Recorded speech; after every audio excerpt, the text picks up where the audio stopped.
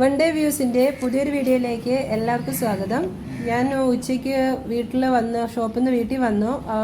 പട്ടിക്കുട്ടന്മാർക്കെല്ലാം food കൊടുക്കാൻ വേണ്ടി വന്ന് ഇതിപ്പം ബക്കറ്റിലെടുത്ത് വെച്ചിരിക്കുന്നത് കടയിലെ പട്ടിക്കുട്ടന്മാർക്ക് ഫുഡ് കൊടുക്കാൻ വേണ്ടിയിട്ടുള്ളതാണ്.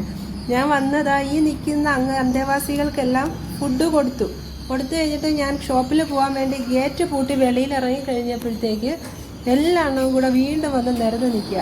ഈ പുള്ളിക്കാരിയെ കണ്ട ഇല്ല ഗർഭിണിയാണ് കേട്ടോ. നമ്മളെ മണിക്കുട്ടിയുടെ സഹോദരിയാണത്. അവളിപ്പോൾ പ്രഗ്നൻ്റ് ആണ്. എന്നിട്ട് കാര്യമില്ല, വീണ്ടും ഇനി ഫുഡ് കിട്ടത്തില്ലെന്ന് മനസ്സിലായിട്ട് രണ്ടവന്മാർ പോകുന്നുണ്ടോ. പോവാണോ വാന്നേ. മനുഷ്യനെ പുറത്തുനിന്ന് വിളിച്ച് പറ്റിക്കാതെ പോണേ അവിടെ നിന്നും പറഞ്ഞിട്ട് ഒരുത്തെന്തോ പോയിട്ട് ഇച്ചിരി കഴിഞ്ഞ് തിരിഞ്ഞു നോക്കി. എങ്ങാനും വീണ്ടും കുറച്ചുകൂടെ ചോറ് തന്നാലോ. കള്ളന്മാരാണ് കേട്ടോ, എല്ലാം കള്ളന്മാർ. എത്ര തിന്നാലും വയറിറയത്തില്ല അവന്മാർക്ക്. മറ്റവരെല്ലാം പോവാതെ അവിടെ തന്നെ ഗേറ്റിലൊക്കെ തന്നെ നിൽക്കുകയാണ് കേട്ടോ. എൻ്റെ ഈ വണ്ടി എടുത്തുകൊണ്ട് ഞാൻ പോയാൽ മാത്രമേ അവർ പോകത്തുള്ളൂ. ഇത് ഇവർക്കൊക്കെ കുടിക്കാൻ വേണ്ടി വെള്ളം വെച്ചിരിക്കുന്നതാണ്. ഇനി അവർക്ക് കഴിക്കാനുള്ള ഫുഡ് കൊടുക്കുന്ന പാത്രം ഞങ്ങളൊന്ന് കാണിച്ചു തരാം. പാത്രമല്ല, കാരണം പ്ലാസ്റ്റിക്കും സ്റ്റീലും ഒന്നും എടുത്ത് വയ്ക്കാൻ ആകത്തില്ല. പ്ലാസ്റ്റിക് എടുത്താൽ ഇവർ കടിച്ചു വെട്ടിക്കും. സ്റ്റീൽ വെച്ചാൽ ആക്രിക്കാർ പറയി കൊണ്ടുപോകും.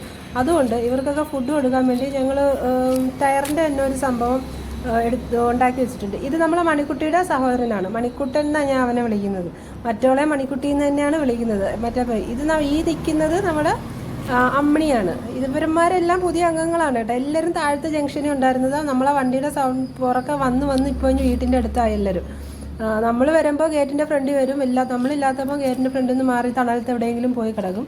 പിന്നെ ഇവർക്ക് ഫുഡ് കൊടുക്കാൻ വേണ്ടി അണ്ണം കൊണ്ടുവച്ചിരിക്കുന്ന ഒരു സാധനമാണ് കേട്ടോ. അത് റബ്ബറിൻ്റെ ഷീറ്റ് കട്ട് ചെയ്ത് കഴിയിട്ട് കൊണ്ടുവന്ന് വെച്ചിരിക്കുകയായിരുന്നു. ഒരു 3-4 ഉണ്ടായിരുന്നു, പല സ്ഥലത്തായിട്ട് വെച്ചിരുന്നതാണ്. പക്ഷെ ഇവന്മാർ എന്നത് എടുത്തുകൊണ്ട് പോയി അവിടെ എവിടെയും കളിക്കാൻ കൊണ്ടുപോയിടും. അപ്പോൾ അത് കാരണം ഇപ്പോൾ ഒരെണ്ണേ ബാക്കിയുള്ളൂ. ഇപ്പോൾ അത് കാരണം നമ്മൾ ഇലയൊക്കെ വെട്ടിയിട്ടിട്ട് അതിനകത്തൊക്കെയാണ് ഇവന്മാർക്ക് ഫുഡ് കൊടുക്കുന്നത്.